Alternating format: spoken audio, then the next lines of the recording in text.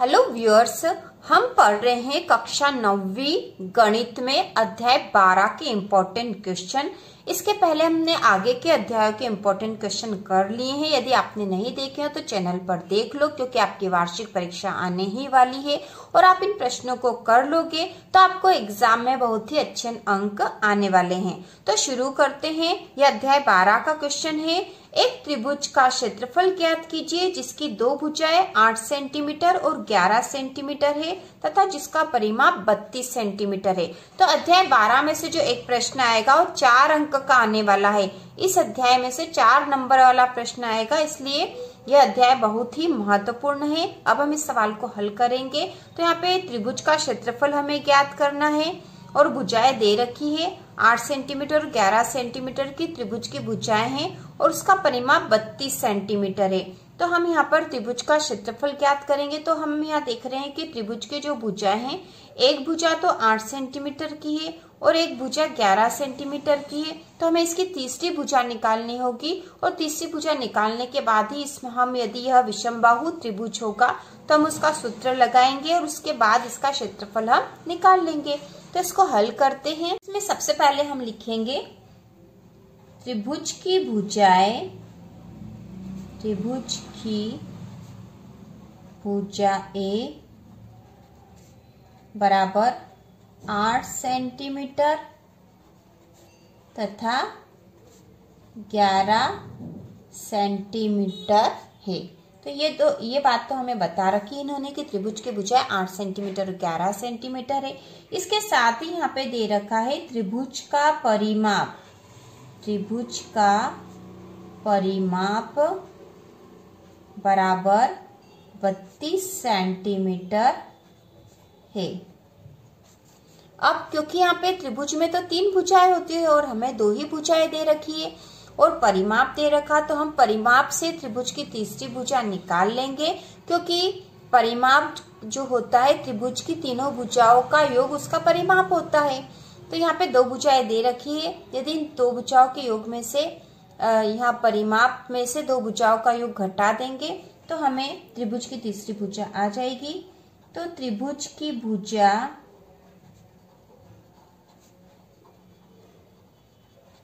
बराबर 32 ऋण 8 धन 11। तो 2 भुजाओं का मान यदि हम इस परिमाप में से घटा देंगे तो हमें तीसरी भुजा मिल जाएगी। तो हम यहाँ पे करेंगे बराबर 32 ऋण 11 और 8 हो गए 19। तो 32 में से 19 घटा देंगे, 32 में से 19 घटा देंगे तो 19, 20, 21, 22 और 10 32, मतलब यहाँ 13 बचेंगे। 13 जो है 13 सेंटीमीटर या त्रिभुज की तीसरी भुजा आ गई। तो अब हमें त्रिभुज की तीनों भुजाओं के मान पता चल गए 8, 11 और 13। तो हम यहाँ लिख देंगे इस प्रकार त्रिभुज की भुजाएं, इस प्रकार त्रिभुज की भुजाएं बराबर 8 सेंटीमीटर, 11 सेंटीमीटर तथा 13 सेंटीमीटर है। तो तीनों भुजाओं के मान हमें पता चल गए 8 सेंटीमीटर, 11 सेंटीमीटर और 13 सेंटीमीटर है। क्योंकि यहाँ परिमाप दे रखा था, यह बात हमें पता होनी चाहिए कि जो परिमाप होता है वह तीनों भुजाओं का मान होता है। जैसे हम यहाँ पे उदाहरण के तौर पर देख लेते हैं। जैसे हमने एक त्रिभुज बना लिया तो इस त्रिभुज का परिमाप क्या होगा, जैसे यहाँ पे ए बी सी से नाम दे देंगे तो ए से बी तक की दूरी, बी से सी तक की दूरी और सी से ए तक की दूरी, मतलब यहाँ से लगाकर यहाँ तक की जो पूरी दूरी है वह इसका परिमाप होगा। और हमें 8 और 11, जैसे ये 8 है और ये 11 है, तो 2 भुजाओं के मान तो दे रखे थे और तीसरी भुजा का मान निकालना था। तो हमने कुल जो इसका मान था, कुल मान था जो परिमाप था 32 था। तो 32 में से इन दोनों को घटा दिया तो हमारे पास 13 सेंटीमीटर आ गए, जो कि इसकी तीसरी भुजा 13 सेंटीमीटर की है। अब यहाँ पे जो भुजाएं आ गई है 8, 11 और 13, तो तीनों भुजाओं की माप अलग अलग है। इसका मतलब ये एक विषमबाहु त्रिभुज है, विषमबाहु त्रिभुज है। तो हम यहाँ पर विषमबाहु त्रिभुज का क्षेत्रफल निकालने का सूत्र लिखेंगे। हम यहाँ पे विषमबाहु त्रिभुज का क्षेत्रफल निकालने का सूत्र लिखेंगे। तो यहाँ पे हम लिखेंगे त्रिभुज का क्षेत्रफल बराबर त्रिभुज का क्षेत्रफल बराबर under root S minus A, S minus B, S minus C. अब हम यहाँ पे लिख देते हैं, जहां एस बराबर अर्ध परिमाप, एस क्या है यहाँ पर, अर्ध परिमाप है। तो अर्ध परिमाप क्या होगा, तो हमें तो पता परिमाप तो 32 है, परिमाप 32 था हमें पता है। तो अर्ध परिमाप क्या हो जाएगा, 32/2, इसका आधा हो जाएगा। तो ये हो जाएगा 2 एकम 2, 1 बचा और 2 छंग 12, 16 सेंटीमीटर। तो अर्ध परिमाप एस का मान क्या है, 16 सेंटीमीटर। और ए, बी और सी इसकी भुजाएं हैं। तो हम यहाँ लिख देंगे ए बराबर, ए का मान लिख देंगे हम 8 सेंटीमीटर, बी बराबर 11 सेंटीमीटर और सी बराबर 13 सेंटीमीटर। तो अब हमें ए, बी, सी का भी मान पता है और एस मतलब परिमाप का मान भी, अर्ध परिमाप का मान भी निकाल लिया हमने। तो इस सूत्र में हम सबके मान रख देंगे, जिससे कि त्रिभुज का क्षेत्रफल आ जाएगा। तो अब हम लिखेंगे यहाँ पर त्रिभुज का क्षेत्रफल, ठीक है। और यह जो सूत्र है, यह विषमबाहु त्रिभुज का क्षेत्रफल निकालने का सूत्र है।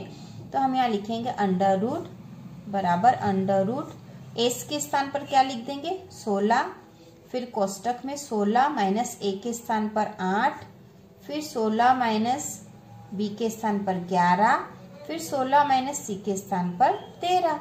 तो यह हमने इसका मान लिख दिया। अब इसको हल कर लेंगे तो ये बराबर के नीचे बराबर हो गया, ये अंडर रूट 16 में से 8 घटा देंगे तो बचेंगे 8, 16 में से 11 घटाएंगे तो बच गए 5 और 16 में से 13 घटाए तो बच गए 3।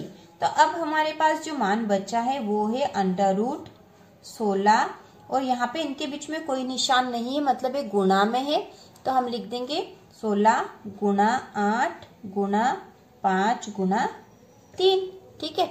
अब हमें इसका अंडर रूट हटाना है, तो इसके लिए हम क्या कर सकते हैं, या तो इन सब का गुणा करके और फिर उसके गुणनखंड निकाल लेंगे, या फिर हम सीधे भी गुणनखंड निकाल सकते हैं हर संख्या का। जैसे हम 16 का गुणनखंड निकाल के लिख देंगे तो 16 का क्या होगा, गुणनखंड कैसे निकालेंगे, 2 से करेंगे, पहले 2 8 16, फिर 2 से तो 2 चौक 8, फिर 2 से तो 2 दूनी 4 और 2 एकम 2।